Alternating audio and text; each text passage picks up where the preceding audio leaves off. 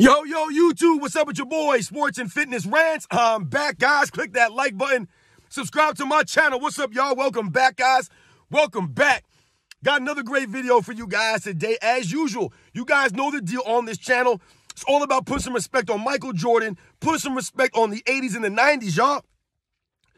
You guys know that, man. It's all about stopping the narrative, stopping the lies. And I want to thank you guys, man. Everybody across the world, everyone across the states, everybody been supporting my channel.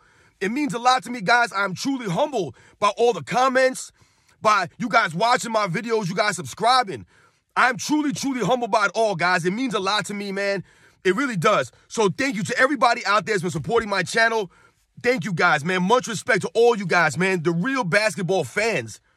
We must stand up. And in this video, we're going to speak about how Michael Jordan sharpened his skills, right? When he first came in the league, how he sharpened his skills against elite defenders, guys. That's right, against elite defensive players as a rookie, right? We're going to focus on Michael Jordan's first 4 or 5 years in the league, right? Just the 80s, guys. That's when he sharpened his skills against elite defensive players. And you guys know what to do. Turn the volume all the way up. Hit that play button. Remember, these videos are for educational purposes. And let's roll. So, yes, guys, you know, many times we hear the Michael Jordan hate, right? What will they say when they're trying to tear down Michael Jordan, his era? They immediately make it about the competition, right? That's immediately what they go to. A lot of these guys, the Gilbert Arenas, the J.J. Reddicks, right? A lot of these guys, when they talk about the past eras, the 80s and the 90s, they'll say things like these guys weren't that athletic. They were not that skilled, right? Just overall, these guys were not good. And that's what they always point to, the lack of competition for Michael Jordan to excuse his greatness, right? Michael Jordan's only 6-0 because he didn't play against anybody.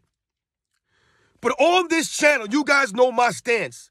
Michael Jordan is the greatest basketball player of all time. It's not because I said that. It's because most people in the world say that. Most people agree Michael Jordan's the greatest basketball player of all time.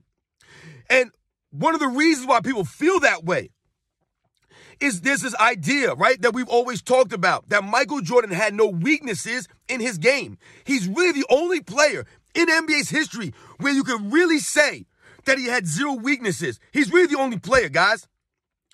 But when Michael Jordan first came into the NBA, his game was very well-rounded. Michael Jordan, as a rookie, guys, had a very well-rounded offensive game. That's why he was able to lead the NBA in total points as a rookie, averaging 28 points a game. There are some all-time great scorers in NBA's history who have never sniffed 28 points a game, but Michael Jordan did it as a rookie on really great shooting numbers, right, without missing any games. This was not Michael Jordan doing this in 55 games or 60 games or 65 games. Michael Jordan played all 82 games, playing both sides of the ball. No, he was not the elite defensive player at that time, but when we think about Michael Jordan and we say he had no weaknesses, it's because Michael Jordan developed a game. He evolved, right? He worked on his game over time so that by the time the 90s hit, he had zero weaknesses and the Bulls became unstoppable with Jordan.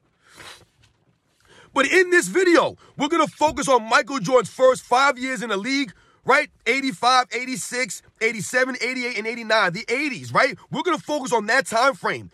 Michael Jordan's developmental years in the NBA, essentially, right? He would develop a game. And the reason why Michael Jordan became so well-rounded, in my opinion, is because he was forced to become well-rounded. And why was he forced to become a well-rounded offensive player? Well, we must think about these things. Michael Jordan coming into the NBA, right? Having a target on his back, right? Playing for the lowly Bulls. But when Michael Jordan came into the NBA, guys, he came into a division, right? The Central Division that had one of the greatest defensive players of all time in that division. Sidney Moncrief, the only two-time Defensive Player of the Year award winner, the only guard in NBA's history to win multiple Defensive Player of the Year awards. That's Sidney Moncrief, a.k.a. the Squid. Right? This man had great hands, right? Great footwork on the defensive end. He was a stout defensive player. And Michael Jordan had to play against a Sidney Moncrief 6 times, guys, in a season because they were in the same division. So when I tell you that Michael Jordan had to develop these skills, right? Out of necessity, his skills were sharpened going against elite defensive players. Sidney Moncrief was one of those such defensive players of that era of the 80s. Sidney Moncrief was already a seasoned veteran by the time Michael Jordan came into the NBA, a back-to-back Defensive Player of the Year award. The first 2 Defensive Player of the Year awards went to Sidney Moncrief, guys. The 6'4" shooting guard for the elite Milwaukee Bucks, one of the best defensive teams of the 80s, the Milwaukee Bucks, right, led by Sidney Moncrief. This is who Michael Jordan was going against as a rookie, guys. Going against elite defensive players. Not only was Michael Jordan going against Sidney Moncrief in his division, right? He was also going against other really great defensive players. Guys like Michael Cooper, right? From the Los Angeles Lakers, a 6'7" shooting guard, right? Another Defensive Player of the Year award winner, Michael Cooper. This is another player when Michael Jordan would sharpen his skills against in the 80s, right? The mid to late 80s, when Michael Jordan's first coming into the league as Air Jordan, right? And the target's on his back. All the elite defensive players want to get a shot at Michael Jordan. And Michael Jordan taking these guys' best shot and still going out there and putting on a show. As a rookie, averaging 28 points a game, going against elite defensive players from the minute he stepped on the court. You know, oftentimes they'll talk about Michael Jordan never went against anybody. There was no competition. But I've only mentioned 2 defensive players that Michael Jordan has went against as a rookie, guys. And 2 of these are all-time great defensive wings, Michael Cooper and Sidney Moncrief. Right, 2 of the greatest perimeter players of all time. So as you guys can see, Michael Jordan was going against really stout defensive players early in his career. Right, and we're just focusing right now on the 80s years. That's all we're focusing on. This is not about the 90s, just the 80s. Michael Jordan's first 3-4 years in the league. Let's not forget he missed the 86 season, right? So he really only had about 4 seasons there, right? 85, 87, 88, 89, right? Only really 4 seasons in the 80s. This is with developmental years. This is how Michael Jordan became great, going against great defensive players. We think about the Boston Celtics with Dennis Johnson, one of the all-time great defensive point guards in the history of the NBA, guys. You can argue he's the greatest defensive point guard. You can make that argument. He's up there with guys like Walt Clyde Frazier, guys like Gary Payton, Jason Kidd, Dennis Johnson. When Michael Jordan had that 63-point performance, one of the most impressive parts of that feat was he did it against, or a large part of that, against Dennis Johnson's elite defense. Dennis Johnson was not known for playing the passing lanes or getting all these steals or blocks, right? It's not about the numbers for Dennis Johnson. Dennis Johnson was known for moving his feet, having good hands, contesting jump shots very well, and staying in front of his man, playing great position defense. When you watch that performance by Michael Jordan, a lot of times Michael Jordan had to double clutch his shots because Dennis Johnson was contesting them. He had the long arms, Dennis Johnson. If you notice, a lot of times in those, Michael Jordan was scoring those points, he had to do it in a very different bunch of ways, a myriad of different ways. It wasn't all dunks and layups. It was clutch jumpers off the backboard, clutch runners in the lane, all these things, floaters, all that, all outside shots, turnaround jumpers, because Dennis Johnson's an elite defensive player. And once again, Dennis Johnson was already a seasoned veteran by the time Michael Jordan comes in as a rookie. And this is who he's dealing with, right? Michael Jordan sharpening his skills against the elite defensive players. 3 guys now I've mentioned, right, that are all-time great defensive players that Michael Jordan was going against as a rookie. We think about someone like Andrew Toney, right? A lot of people don't remember Andrew Toney. His nickname was the Boston Strangler. And they gave him that nickname because all those battles that the Sixers had with Larry Bird and the Celtics, Dr. J. Sixers, right? Moses Malone, right? Andrew Toney was the guy that always came up with the clutch baskets, with the big-time performances against the Boston Celtics. So he was dubbed the Boston Strangler because he had a stranglehold on these guys. The Boston Celtics fans were scared of of Andrew Toney. And he was a very hard-nosed, scrappy player. Injuries derailed his career because a lot of people would say that Andrew Toney would have probably been a Hall of Famer, but he was a very stout defensive player as well, right? Just a very tough, hard-nosed, physical player, and Michael Jordan was going against a guy like Andrew Toney as a rookie. As a rookie, man. This is who he's dealing with, Michael Jordan. Michael Jordan would also deal with guys like Maurice Cheeks, right? Another really solid defensive player of the 80s. Maurice Cheeks. Right? Also part of those Philadelphia 76ers teams. Michael Jordan going against him, man. A very scrappy, hard-nosed defensive player at that point guard position. About 6'4", Mo Cheeks, man. So shout out to Mo Cheeks. Another guy Michael Jordan would go against as a rookie, Michael Ray Richardson. A lot of people don't really know Michael Ray Richardson like that, but he was a solid defensive player in the 80s. Michael Ray Richardson for the New Jersey Nets, right? Really good at getting steals, right? One of the really great steal getters in NBA's history, Michael Ray Richardson. We think about someone like a Joe Dumars, right? Coming in the late 80s, right? On that Detroit Pistons, the bad boy Pistons. That's who Michael Jordan considered his toughest opponent, his toughest matchup. He always said that Joe Dumars guarded him the best. Joe Dumars was known for having the quick hands, the quick feet. That was Joe Dumars. Once again, these guys may not get all kinds of steals. Someone like a Joe Dumars, a Dennis Johnson.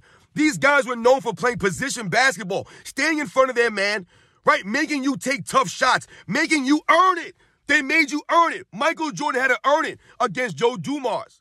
Joe Dumars was also known for making big-time defensive plays at big moments. That's what Joe Dumars was known for, right? Someone trying to isolate him late in the game, Joe Dumars could come with a strip. He had those quick hands, man, Joe Dumars. Quick hands. I've seen him strip Michael Jordan on numerous occasions. So shout out to Joe Dumars, another elite defensive wing, right? Of the 80s into the 90s. But he was there in those 80s, those first 3, 4, 5 years of Michael Jordan's career. He was going against guys like a Joe Dumars, another elite defensive player that helped sharpen Michael Jordan's skills. Michael Jordan also coming in the same year as guys like a John Stockton. We think about John Stockton, right, and his elite defensive abilities, right? One of the all-time steals leader, right? One of the great guys at getting steals, right? Just quick hands, quick feet, John Stockton, gritty. Just a hard-nosed defensive player. Always giving the effort, John Stockton. He was going to be there all game long, man, harassing you, man. Like a gnat, just buzzing around, right? That's John Stockton, man. Michael Jordan would go against him. He would match up against John Stockton from time to time, right? In those mid to late 80s, right? We think about guys like Alvin Robertson. Alvin Robertson, right? One of the all-time great steal getters in NBA's history. I believe Alvin Robertson might actually hold the NBA record for steals per game average for a career. Alvin Robertson, that's right, guys. The man had those hands. He had those really big hands, Alvin Robertson, really strong hands, really quick hands, great at getting steals, playing man-to-man or in the passing lanes. But Alvin Robertson, about 6'4", 6'5", about 200 pounds, 205, powerfully built Alvin Robertson. Came in the same year as Michael Jordan, I believe, played that shooting guard position for the San Antonio Spurs for a long time, and then he would go to the Milwaukee Bucks later in the 90s. But shout out to Alvin Robertson, another elite defensive player. Made about 6 or 7 all-defensive teams in his career, a Defensive Player of the Year award winner as well. Shout out to Alvin Robertson, man. So as you can see, guys, Michael Jordan was going against really solid defensive players, man. Really solid defensive players. We're talking about Defensive Player of the Year award winners, right? Sidney Moncrief, Michael Cooper, Alvin Robertson. These guys were very tough, man, right? Joe Dumars, Dennis Johnson. These were elite defensive players. Maurice Cheeks. Right? I haven't even mentioned guys like Gerald Wilkins, Paul Pressey, Ron Harper, right? Danny Ainge, Jeff Malone. Shout out to Jeff Malone.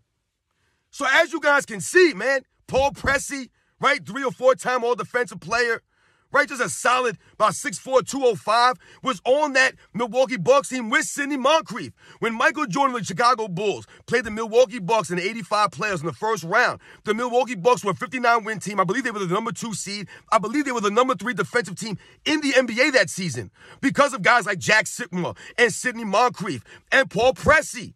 These guys were great defensive perimeter players, which is why Michael Jordan and the Chicago Bulls struggled offensively in that series.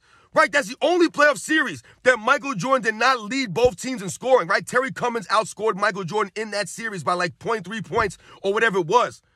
But this is Michael Jordan as a rookie going against solid defensive teams like the Milwaukee Bucks with Sidney Moncrief. This is how Michael Jordan sharpened his skills. When we talk, or I talk to you guys about Michael Jordan, right? Always inclined, always going up, right? The trajectory of Michael Jordan. I talk to you guys about Michael Jordan always wanting to get better, improving his game. I talk to you guys about Michael Jordan going against the bad boy Pistons, right? The Boston Celtics, the Milwaukee Bucks. This is how Michael Jordan sharpened his skills. This is why he became so great. His offensive game became so well-rounded. You're going against the elite defensive teams and with elite defensive players on them. So when you're going against the Boston Celtics, who are one of the top defensive teams of that era, going against guys like Danny Ainge, going against guys like Dennis Johnson, with guys like Bill Walton there, Larry Bird, Kevin McHale, Robert Parrish, all of these guys are solid defensive players. Dennis Johnson's an all-time great defensive player. Michael Jordan had to develop an overall game. You couldn't just go in there barreling into guys and try to finish with layups and dunks. That wasn't going to get it done against those teams, against those players. Right, the late 80s, 88, 89, going against the bad boy Pistons with Joe Dumars, with Dennis Rodman, with Bill Laimbeer, right, with Rick Mahorn. These are all-time great defensive teams with great defensive players on them. The Jordan rules, forcing Michael Jordan to work on his overall game. They want to force me left. They want to force me to this spot, force me over here. Okay, I'm going to work on this, this, and this. Sharpening his skills. Steel sharpens steel. Michael Jordan was going against steel. These were not also-ran so-so guys, right? They're always trying to knock Michael Jordan's competition, right? And they'll knock Michael Jordan for losing in the mid to late 80s when he first came in the league, right? As a young player, developing. But that went to Michael Jordan's greatness. That's why he became so great in the 90s. Going through those battles, not taking any shortcuts, not half-stepping it. He kept grinding. He kept practicing. He kept working. He kept pushing his teammates, getting better. That's what Michael Jordan did, going against these elite guys. Right? Think about that. Going against Gerald Wilkins and the New York Knicks in the late 80s with Patrick Ewing. You know, guys, when you hear people try to knock Michael Jordan's competition, right, they try to knock it like as if there was no great shooting guards, right? There was nobody that played any defense or things of that nature. And they'll talk about, oh, who were the shooting guards that what Michael Jordan went against? These guys were all 6'4", 6'3", and they try to make it about height because they obviously did not watch the NBA back in those days.